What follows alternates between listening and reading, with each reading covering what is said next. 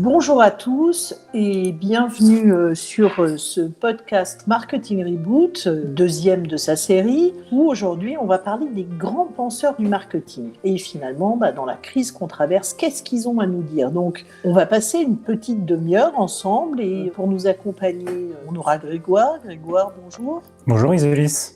Qui s'occupe chez Numberly en fait du lien entre le monde académique et le vrai monde, le monde réel, le monde du marketing, et Thibaut Minier. Bonjour Thibaut. Mais bonjour Isolis. Voilà, avec qui j'ai eu la chance de cofonder Numberly. Donc, les grands penseurs en marketing, on a dû en choisir parce qu'il y en a beaucoup. Vous allez voir, découvrir qui on a choisi. Mais avant d'aller les découvrir, si on refaisait, Grégoire, une petite histoire finalement du marketing. C'est quoi, c'est né quand, c'est quoi les ères du marketing ? Merci Isolis. Alors, il n'y a pas beaucoup d'historiens du marketing. Le marketing est une discipline assez pauvre en histoire, mais on a quelques Français en particulier qui s'intéressent à l'histoire du marketing et qui suggèrent que c'est une discipline qui est née au tout début des années 1960 avec deux concepts extrêmement importants. D'abord, un concept qu'on connaît tous en marketing, celui de marketing mix. Donc les fameux 4P du marketing sont apparus en 1960. En revanche, on voit bien que bien avant cette date, il y avait déjà des pratiques du marketing qui existaient. On peut citer le programme Green Stamps aux États-Unis. C'est l'ancêtre du programme de fidélité qu'on connaît aujourd'hui, avec déjà des mécaniques de earn, de burn, de rewards auprès de distributeurs qui étaient partenaires. Le guide Michelin, lorsqu'ils lancent leur premier guide en 1901, ils inventent finalement un concept clé du marketing. On crée un marché. On a des traces de segmentation en marketing dans les années 1910-1920, surtout des segmentations produits. Donc on voit que l'histoire du marketing, même si le marketing a 60 ans, aujourd'hui, s'il est né en 60, il est plus ancien et qui se structure beaucoup, le marketing, dans les temps forts économiques, à la fois les crises économiques et les reprises. Il y a beaucoup d'innovations de rupture en marketing qui ont été finalement créées dans ces moments-là. En 1929, sont créés les panels aux États-Unis pour permettre à des pharmaciens, à des distributeurs de gérer leur stock et leur rupture de stock. Le panel vient créer la part de marché, un indicateur qui est devenu fondamental. Et puis dans les temps un peu plus modernes, à partir des années 80, on est beaucoup plus orienté client dans l'histoire du marketing avec les premiers programmes de feed modernes dans le secteur aérien, American Airlines, et le marketing qui devient purement relationnel à partir des années 90 et les travaux de l'école nordique en recherche en particulier. Alors on va voir effectivement pas mal d'Américains, un nordique dans ces grands penseurs du marketing. Et un point qui peut être intéressant dans l'histoire du marketing, c'est quand est-ce que sont nées finalement les associations s'occupant de marketing. Donc si on compare les États-Unis et la France, il y avait un peu de décalage, pas de décalage? Il y a effectivement un gros décalage. L'AMA, donc l'Association américaine du marketing, elle est née à la fin des années 30, 1937, et il faut attendre 1984 en France pour voir naître l'AFM, l'Association française du marketing, créée par Bernard Prat, le professeur Bernard Prat, qui est l'association qui, encore aujourd'hui, regroupe la communauté scientifique du marketing en France. Donc il y a une cinquantaine d'années en fait, d'écart entre nos deux pays. 50 ans, c'est pas rien. Ça explique certainement aussi pourquoi on a tant d'Américains dans les grands penseurs qu'on a retenus pour ce podcast. Alors, Thibaut, on a retenu qui? De qui on va parler aujourd'hui? On ne peut pas parler de tout le monde, mais au panthéon des penseurs marketing, pour ce podcast, on s'est dit qu'il y en avait 4 qui ressortaient, qui ont au fond beaucoup contribué à structurer la discipline. Alors, on va parler de Théodore, on va parler de David, Acker, Christian et Catherine. 3 Américains, un Européen, une femme. Beaucoup quand même de côte Est aux États-Unis. Donc Théodore, même s'il est né en Allemagne, il a été prof bien sûr à Harvard. On a dit de lui qu'il était Marketing Man of the Year. David, lui, il est diplômé de l'autre université de Boston, au MIT, puis ensuite il est quand même passé un peu à San Francisco, à Stanford et à Berkeley, surtout, où il était prof. Et puis parler de Christian, l'Européen, Christian Grunros. Christian Grunros, voilà, pour ceux peut-être qui sont un peu moins intimes avec ces gens-là, Théodore Lévy, David Acker, Christian Grunros, des grands monsieur, oui. Voilà, alors David Acker, en toute modestie, il est, selon California Magazine, le Platon et le Newton du branding. Donc, on parlera de lui tout à l'heure avec sa contribution majeure sur la marque, effectivement. Et puis, on parlera enfin plus récemment de Catherine Lemon, Catherine Lemon, elle est connue pour la qualité de ses travaux et elle a eu le greatest contribution à l'avancement de la pratique du marketing, prof à Boston, elle aussi. Elle nous parlera, ou on la fera parler, du retour sur investissement du marketing. Voilà, donc un bel agenda avec 4 piliers au fond de la discipline. Alors, commençons déjà par Théodore Levitt. Alors, Théodore Levitt, 1960, avec son concept de myopie marketing, finalement, c'est un pionnier de la vision produit-client, puisqu'il dit les gens ne veulent pas acheter une perceuse, mais faire un trou dans un mur. Donc, finalement, la vision du besoin du consommateur, il dit une industrie, ça commence avec un consommateur, avec ses besoins, pas avec un brevet de la matière première ou des capacités de vente. Donc une thèse en 1960, puisqu'on rappelle le marketing myopia de Théodore Levitt, c'est 1960, donc c'est les tout débuts, on l'a vu, du marketing. C'est une thèse qui est très pionnière à l'époque et qui est plus actuelle que jamais et qui soulève un point intéressant quand on parle de période de crise, puisqu'il dit tous les grands secteurs ont été des secteurs en croissance et donc il n'y a pas un marché en croissance, il y a des opportunités de croissance. Je pense que dans la vision qu'on a de la crise que l'on traverse actuellement et de cette sortie de crise,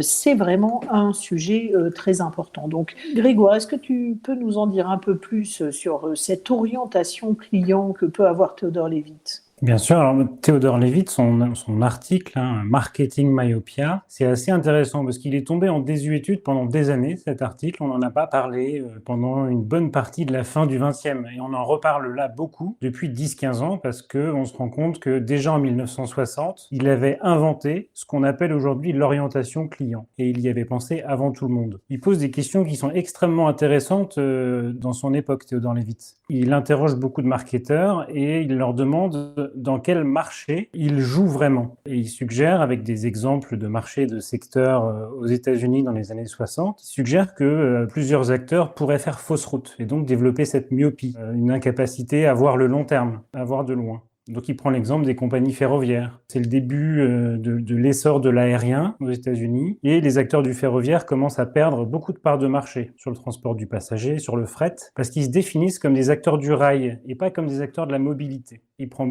aussi l'exemple de l'industrie pétrolière. C'est extrêmement intéressant puisqu'il suggère que l'industrie pétrolière se définit comme débutant par la recherche de pétrole, donc une matière première, et finalement se termine par la distribution à partir de raffineries. Et Levitt est le premier à dire ces acteurs-là devraient faire le cheminement inverse. Commencer par les besoins clients, créer un service pour satisfaire des besoins clients et s'assurer que la satisfaction client est au rendez-vous, pour, en bout de chaîne, trouver des matières premières qui sont nécessaires pour construire ce service. Merci beaucoup, Grégoire, effectivement, et on peut trouver des exemples plus actuels. Alors, quand on veut illustrer le fameux marketing myopia, souvent, on prend l'exemple de Kodak, en disant, voilà un exemple de myopie marketing qui a une fin malheureuse, mais on peut prendre des exemples qui ont une fin plus heureuse. Netflix, par exemple. Netflix, c'était finalement un vidéoclub.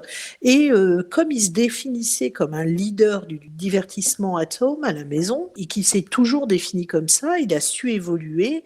Et aujourd'hui, et en particulier quand la grande partie de la planète était confinée, cette notion de divertissement à la maison, elle était encore plus importante que jamais, bien sûr.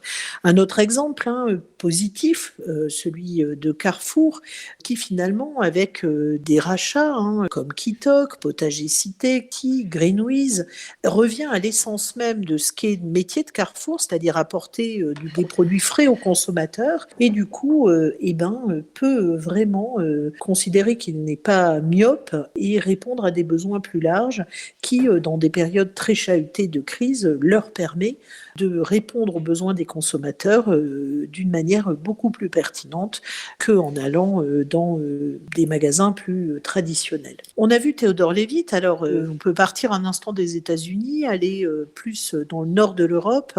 Et Thibaut, tu peux nous raconter un peu peut-être qui est Christian Grodros ? Oui, alors effectivement, Christian Grodros, il est intéressant 40 ans plus tard parce que il va au fond nous dire la perceuse c'est très bien, j'ai compris que ce qui comptait, c'était de faire un trou avec. Mais ça reste très transactionnel tout ça. Et on reste vraiment dans le marketing du produit, même si on voit qu'il a fallu redéfinir son marché. Et ce que nous dit Grönros, c'est que au fond, il y a peut-être un nouveau paradigme à découvrir autour d'un marketing relationnel par opposition à un marketing transactionnel. Grönros, il appartient à l'école nordique, c'est un professeur suédois qui est à Helsinki, et dans ces pays-là, à cette époque, au milieu des années 90, la culture du service est clé, et donc Grönros va remettre en question au fond les 4 P, hein, le produit, le prix, la promotion, le placement, la distribution, cette idée au fond qui a été le paradigme du marketing pendant des décennies, et il va lui opposer une vision plutôt d'un marketing qui s'appuie sur la gestion de relations, avec l'idée que les transactions que on peut avoir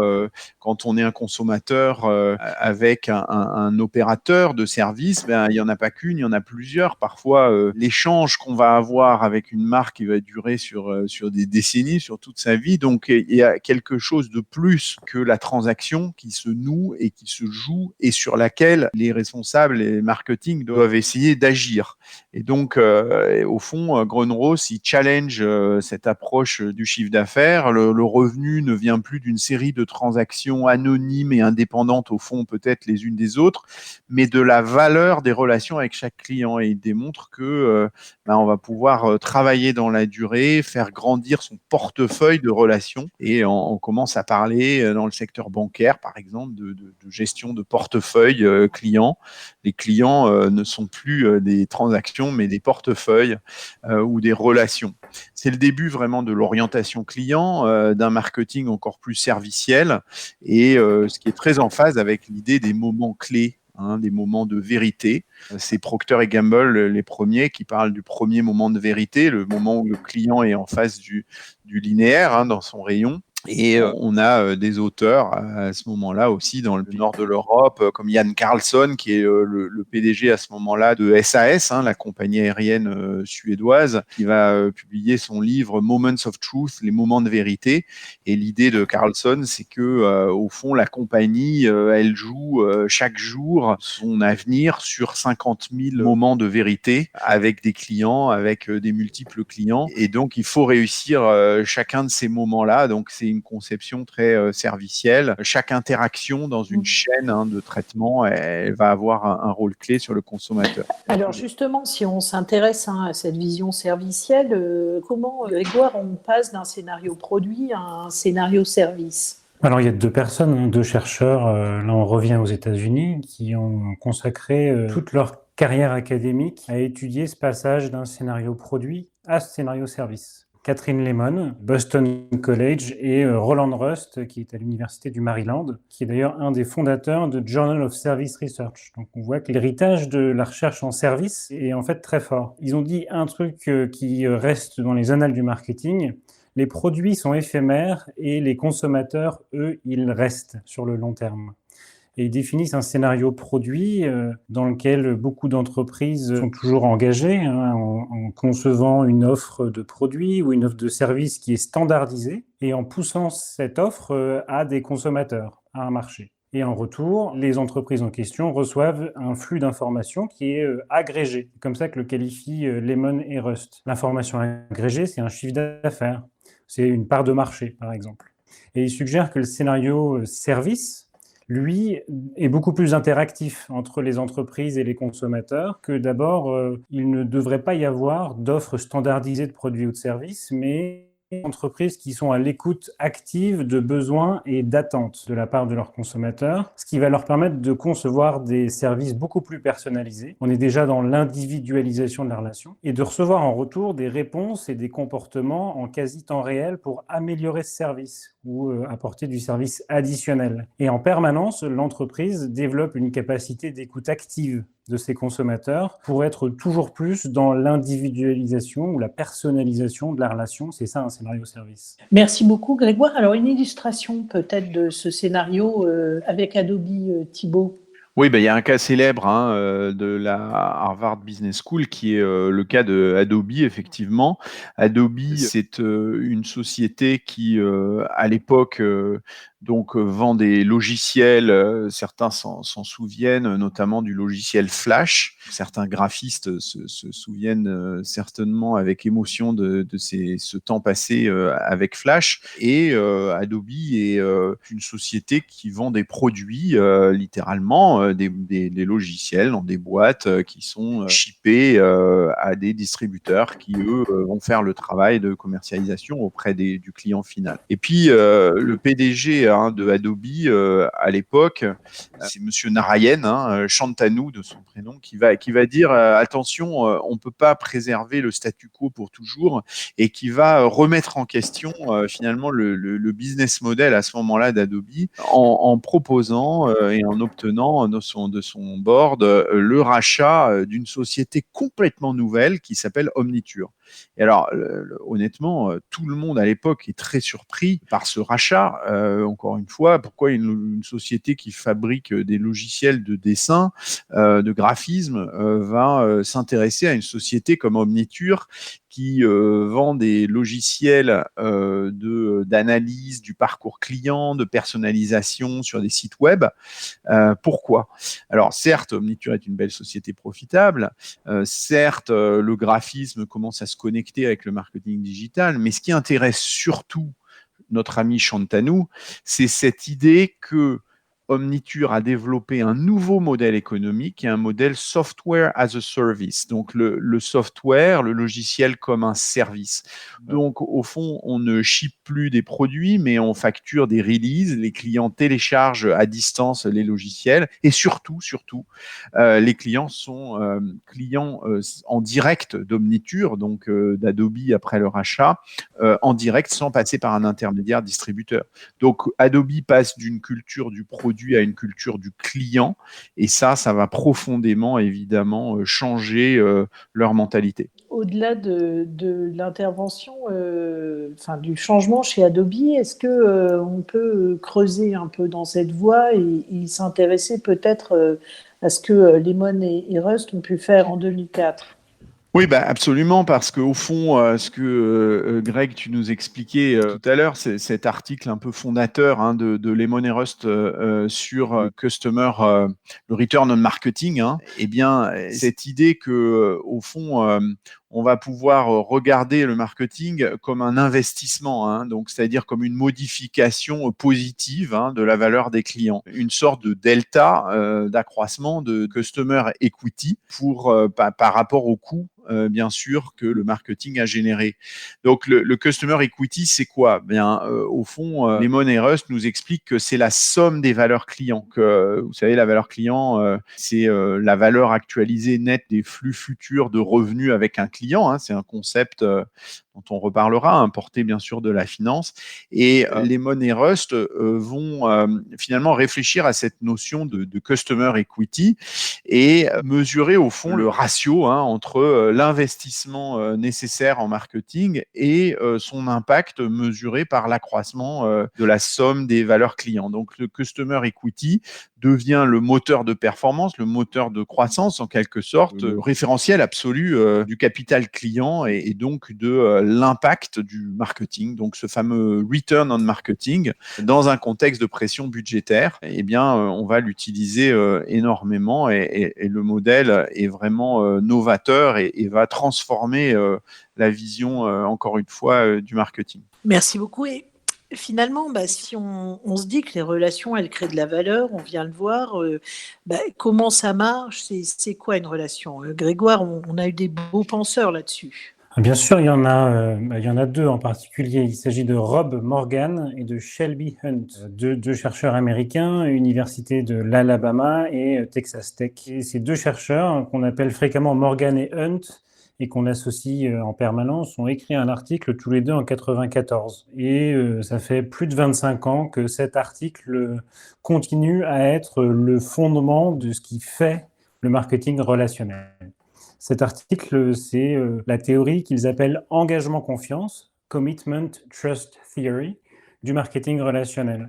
L'article, il est toujours fondateur fondateur cité plus de 28 000 fois depuis sa publication, ce qui est vraiment rare pour un article de recherche. Et il décortique cette idée de relation en disant que la relation est quelque chose de très sensible, c'est quelque chose duquel il faut prendre soin, ça se travaille, ça s'entretient et que c'est un investissement des deux parties qui sont en relation. Alors pourquoi engagement et confiance ? C'est les deux variables qu'ils font émerger de leur théorie. Et ils suggèrent que l'engagement, c'est finalement la conviction qu'une relation continue avec quelqu'un, avec un tiers, ça peut être avec une marque, est si importante qu'elle justifie un maximum d'efforts pour l'entretenir. Et la confiance, de l'autre côté, c'est cette idée qu'on va juger notre partenaire dans l'échange comme fiable et intègre. Et donc l'engagement et la confiance sont toujours aujourd'hui les deux variables qui sont extrêmement étudiées en marketing relationnel, puisque c'est bien cette combinaison de confiance et d'engagement qui va générer des relations fructueuses à forte valeur, parce que ça génère des comportements de coopération. Et finalement, des comportements de coopération, si on prend appui là-dessus, sur ces fondamentaux, ces fondements du marketing relationnel qui ont été exposés en 94 et que tu viens de montrer, ça nous donne quoi comme proposition de reboot? Si Morgan et Hunt écrivaient ça aujourd'hui, ils pourraient dire quoi en face de la crise qu'on traverse aujourd'hui? Alors leur leitmotiv à Morgan et Hunt, c'est des stratégies pour générer de l'engagement. Donc ils étudient les drivers de l'engagement. Ils font plusieurs propositions qui sont intéressantes dans leurs articles. Alors on pourrait citer une de leurs propositions phares, qui est finalement l'idée qu'en tant qu'entreprise, il est primordial de consolider les bénéfices relationnels. Quand on parle de valeur en marketing relationnel, on parle de valeur évidemment du point de vue de la marque, du point de vue de l'entreprise, donc c'est la valeur tirée d'une relation longue avec un client, et on parle finalement assez peu de la valeur perçue par le consommateur. Et cette valeur perçue, c'est ce qu'on appelle bénéfice relationnel. Et il y a des chercheurs français, en particulier les travaux de Pierre Vol, qui permettent de mieux comprendre ce que sont ces bénéfices relationnels. Il y en a 6 qui ont été identifiés et bien décryptés. Les bénéfices relationnels, c'est ce qu'un client va chercher dans la relation avec une marque, c'est de l'économie monétaire, c'est de la commodité. Je suis dans la relation parce que c'est pratique. Il y a des bénéfices d'exploration, je découvre de nouvelles choses.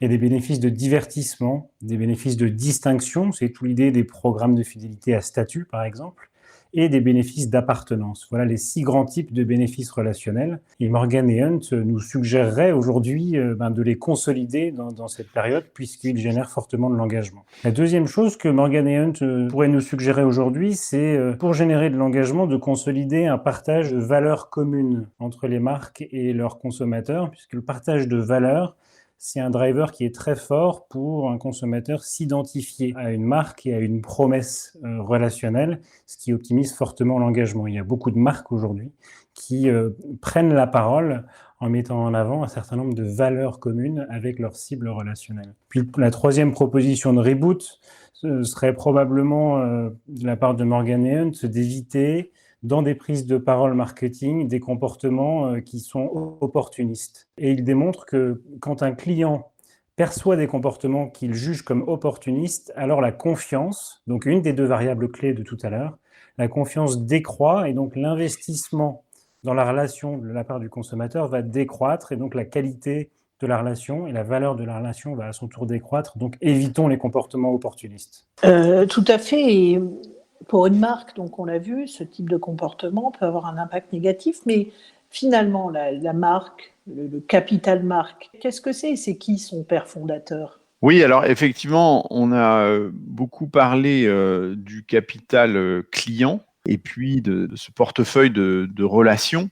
Ces relations fructueuses, elles concernent vraiment 2 entités. D'un côté, effectivement, les consommateurs et de l'autre, les marques. Alors, il y a quelqu'un qui est considéré un peu comme le père fondateur du capital marque, du brand equity. Tout à l'heure, on a parlé du customer equity.